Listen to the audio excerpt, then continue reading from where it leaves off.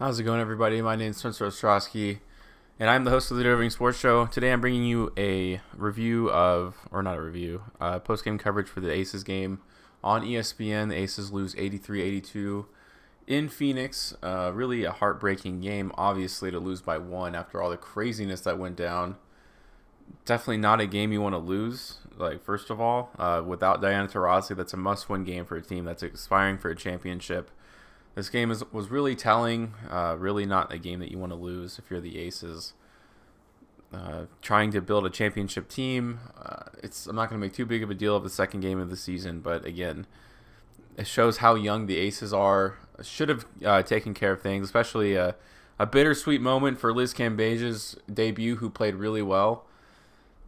So I'm just going to go over kind of my notes from the game and kind of let you know, I guess, what I think of the game.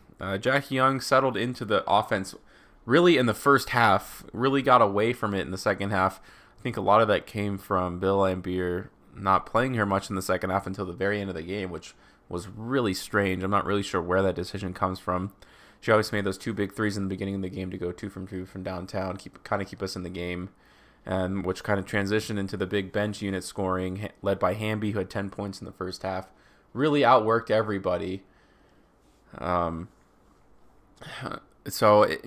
bench kept up in the game. We ended up going up by 1 by half. Liz Cambage, obviously, is probably the big story for the Aces in this game, who made her season debut, who was really, really good. Had a couple of and-ones and a 3, and then later in the second half had some really big buckets. Obviously, she needs to be in the starting lineup from now on. She needs to be the number one primary defender on Brittany Griner when we play that way. There's no need for double teams because she's big enough to guard her, which made a big difference. And obviously, she's coming back from injury, so you're not going to play her full starter minutes. But it will be exciting to see her in that role because it's definitely needed when there's a big man on the team. Because again, the biggest need for this team going into the offseason was this absolute necessity for a big man. And she fills that role not only to be a big man down in the post and score points, but to defend the post, which was a major, major problem for this team. So Plum didn't play very well in the second half, and neither Deja Wilson, but when they are aggressive, this team is best, and that's very, very important. Even though they're not making shots, this team is very post-dependent, so if Plum was just completely out of the game when she's not making shots, it would be very bad for the team, and it's very necessary for them to stay aggressive because they have to open up this paint. There's no choice. Kelsey Plum has to stay aggressive because there's really nothing else that they can do. So it's something I noticed. Asia had her worst game of her career. Not great, not very unfortunate, but definitely a necessity. And it ended up paying off later in the game. Had some. Essen Carson's, that was really annoying. She had the greatest game of her career, essentially. She's never going to score like that again for the rest of her life. She just hit big shots. It's whatever. Things happen.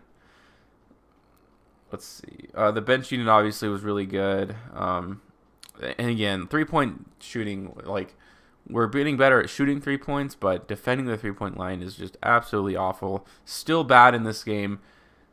We get lost on the three-point line so much, and that is on Bill Laimbeer's defense. He has players who are willing to take in all this information like sponges, but he is just not teaching them. I don't know what it is. I can't. Last season it was getting lost on screens, but on this time it just seems like they lose their three-point shooters. January, in particular, obviously went 5 from 6, completely dominated this team.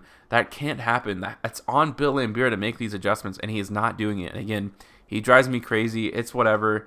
That's something he has to focus on. If they're going to stay with him, if they're not going to fire him, this team, if it doesn't win a championship this year, Bill Laimbeer has to get fired. That's the end of the line. It's so frustrating to see. His defensive schemes are just not working in place. If you're playing a team that can't shoot three-pointers, great. We're going to win every game every time, but we're trying to win a championship here. We're not trying to make the playoffs, and it's on him that we're not making these big defensive schemes. It's unbelievable. And speaking of Liz Cambage and all this other stuff, she has to get the ball more. Again, this team struggles so much to get the ball in the post for whatever reason. It's turnover after turnover. They can't get the ball in the post. That's on Bill Laimbeer. That's an offensive scheme thing. It's driving me nuts. Liz Cambage, in her short minutes, outscored her minutes that she played, and she was unbelievable. A couple and-ones, a three-pointer, a face-up shot, you name it, she had it. We need to get her the ball more, and she needs to start playing and start her minutes.